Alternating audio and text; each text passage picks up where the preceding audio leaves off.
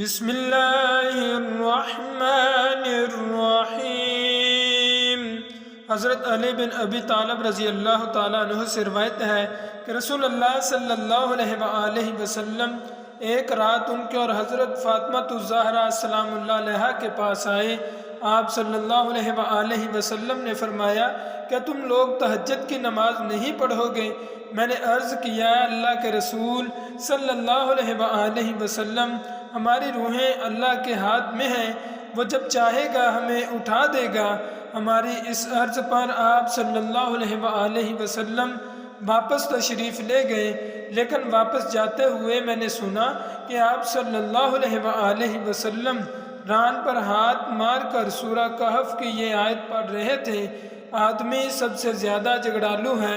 حضرت عائشہ رضی اللہ تعالی عنہا سے روایت ہے کہ انہوں نے کہا رسول اللہ صلی اللہ علیہ وآلہ وسلم ایک کام کو چھوڑ دیتے ہیں، حالانکہ آپ صلی اللہ علیہ وآلہ وسلم کو اس کا کرنا پسند ہوتا۔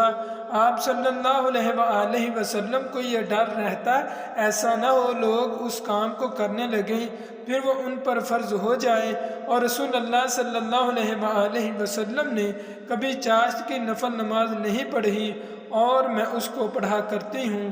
حضرت عائشہ ام المومنین رضی اللہ تعالیٰ عنہ سے روایت ہے کہ رسول اللہ صلی اللہ علیہ وآلہ وسلم نے ایک رات مسجد میں نماز پڑھی، لوگوں نے بھی آپ صلی اللہ علیہ وآلہ وسلم کے ساتھ نماز پڑھی، پھر دوسری رات بھی آپ صلی اللہ علیہ وآلہ وسلم نے پڑھی، لیکن نمازیوں کی تعداد اور بڑھ گئی تھی۔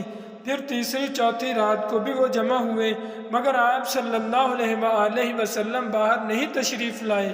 جب صبح ہوئی تو آپ صلی اللہ علیہ وآلہ وسلم نے فرمایا تم لوگ جتنی تعداد میں جمع ہو گئے تھے میں نے اسے دیکھا، لیکن مجھے باہر آنے سے یہ خیال مانے رہا کہ کہیں تم پر یہ نماز فرض نہ ہو جائے۔